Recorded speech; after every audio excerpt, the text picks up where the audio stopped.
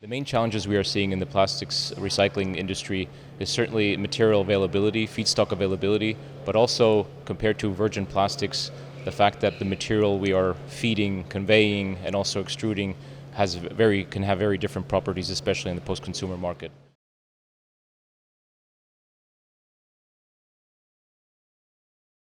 Coperion plays a very important position in the plastics recycling process.